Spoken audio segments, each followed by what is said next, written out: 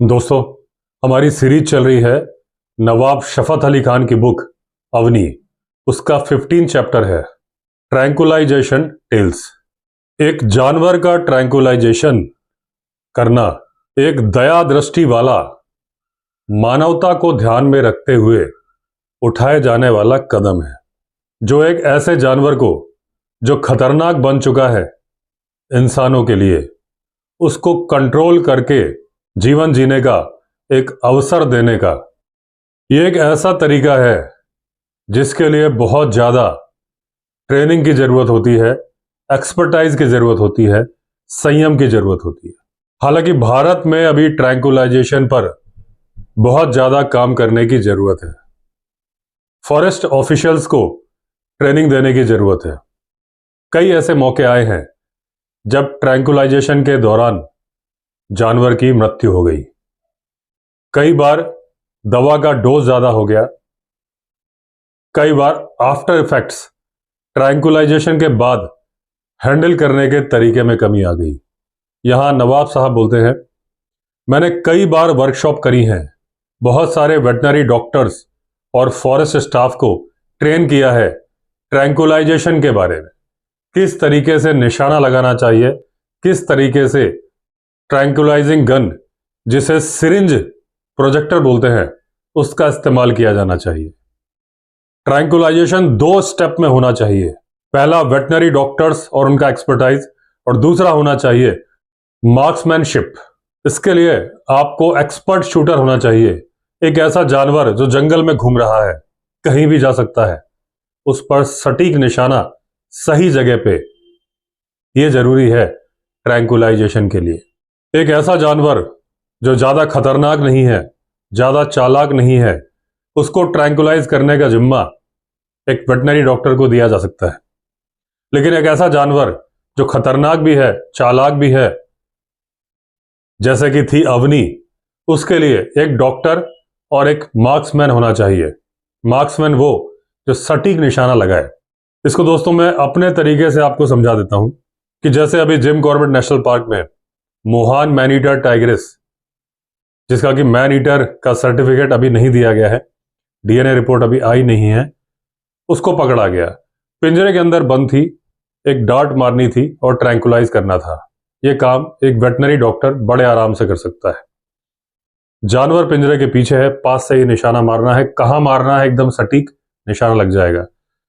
एक जगह जहां टाइगर खुले में घूम रहा है, किसी वक्त आपके ऊपर चार्ज कर सकता है, आपको अपना धैर्य भी बना के रखना है, निशाना भी लगाना है, और निशाना गलत जगह ना लग जाए जिससे जानवर की मृत्यु हो जाए, यह भी देखना है।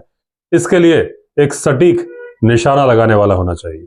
आजकल भारत में ह्यूमन एनिमल कॉन्फ्लिक्ट्स बहुत ज्यादा हो रहे हैं, और ऐसे में ट्रैंकुलाइजेशन बेस्ट उपाय है। जानवर की मौत भी नहीं होती, जानवर की जान भी बच जाती है, इंसानों को निजात भी मिल जाती है। यहां नवाब साहब बोलते हैं कि मेरी हमेशा से फर्स्ट चॉइस ट्रैंकुलाइजेशन रही है, जब भी आपसे जानवर का फेस ऑफ हो।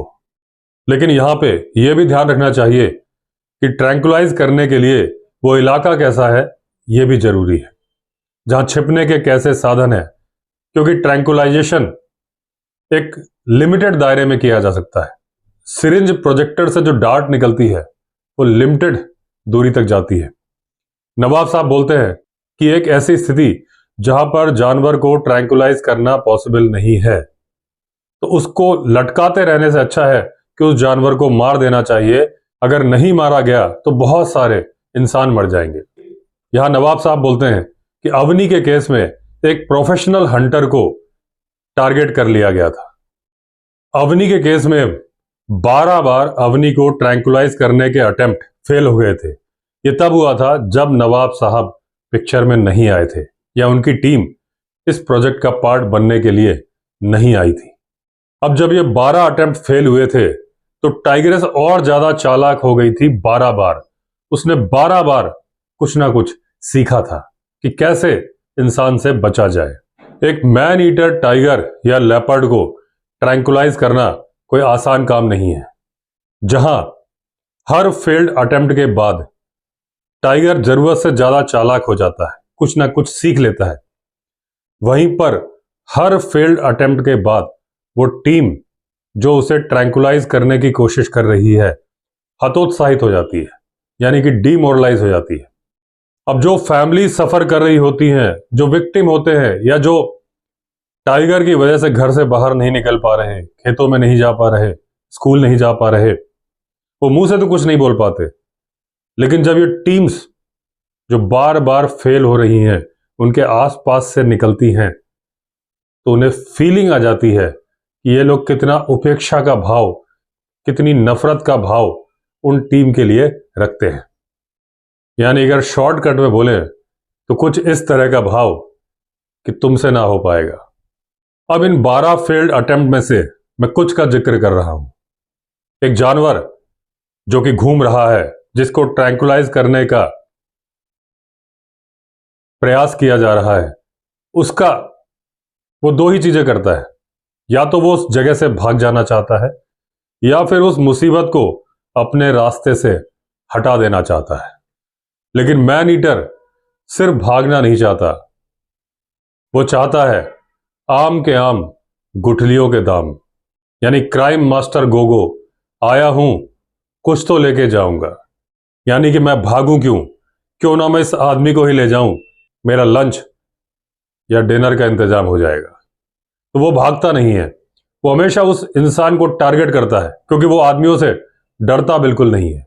अप्रैल 2018 में खबर मिली कि अवनी और उसके कब्ज एक इलाके में देखे गए, तो उसको ट्रैंकुलाइज करने के लिए टीम रवाना हो गई। डॉक्टर चेतन पटोंड एक यंग वेटनरी ऑफिसर थे, पेंच टाइगर रिजर्व के। उन्होंने मचान पर पोजीशन ले ली।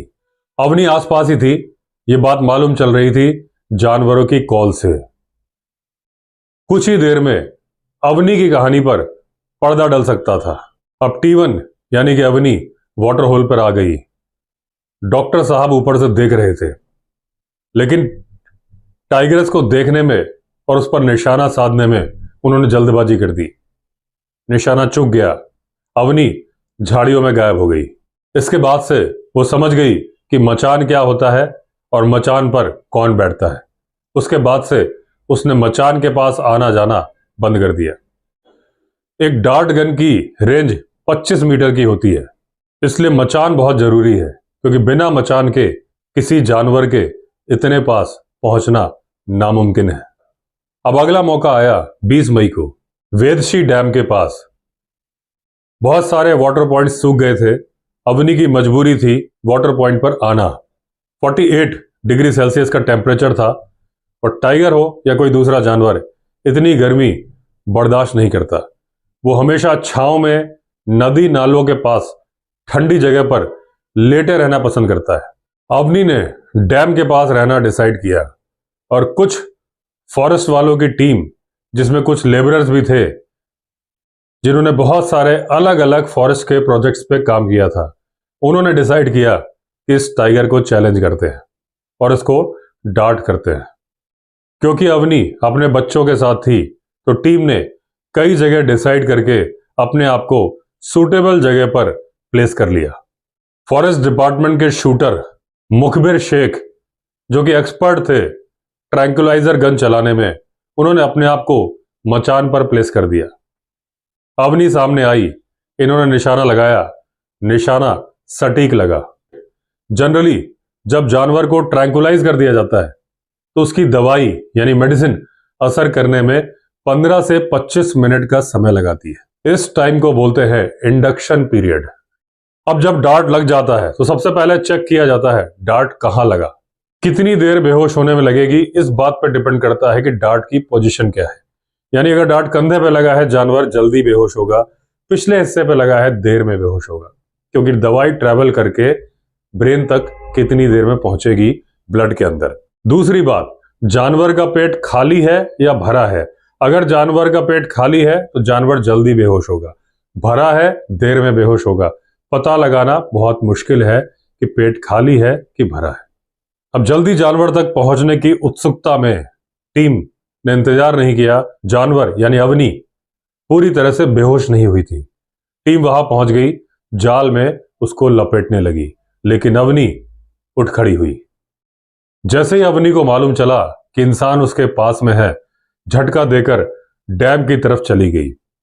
हालांकि दवाई का असर उस पर हो रहा था, उसके डूबने के पूरे पूरे चांसेस थे, लेकिन चमत्कारिक रूप से अवनी जिंदा बच गई और जब तक दवाई का असर खत्म नहीं हो गया, डैम के बाहर नहीं आई। ऐसी वाटर बॉडी जो कि गहरी हो, उसके पास में ट्रैंक्विलाइजेशन नहीं किया जाना चाहिए। ये थंब रूल है। पहले भी कई केसेस में ऐसा हो चुका है कि जानवर को डार्ट किया गया, जानवर दवाई के प्रभाव में अंदर चला गया और डूब के मर गया। T1 के कब्स झाड़ियों में गायब हो गए और उनको ढूंढा नहीं जा सका। टाइगर यानी कि टाइग्रेस अपने बच्चों को यह ट्रेनिंग देती है कि विपरीत परिस्थितियों में मोशनलेस, बिना हिले डुले छुप जाओ, क्योंकि बच्चे छोटे होते हैं, बहुत छोटी सी जगह में शांति के साथ लेटे रहते हैं और कोई भी उनको ढूंढ नहीं सकता, क्योंकि वो कोई हलचल नहीं करते।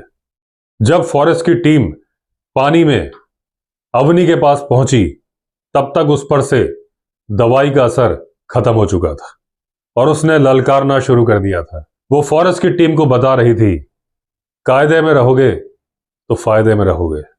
अब क्योंकि टीम के पास हथियार नहीं थे, यानी कि बंदूक नहीं थी, उन्होंने वापस जाना ही बेहतर समझा और उधर अवनी डैम को तैर कर क्रॉस कर गई, करीब 1 किलोमीटर, और सामने प्रकट हुई और उसके बाद जंगल में गायब हो गई। और इस तरह से फॉरेस्ट टीम के हाथ नहीं लगी अवनी। अगर हाथ कुछ लगी तो वो थी असफलता। तो दोस्तों, इस तरह से कंप्लीट हुआ 15वां चैप्टर।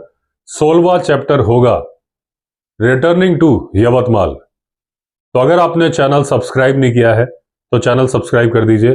फिर मिलते हैं अगले वीडियो में। तब तक के लिए all the best. Vande Mataram.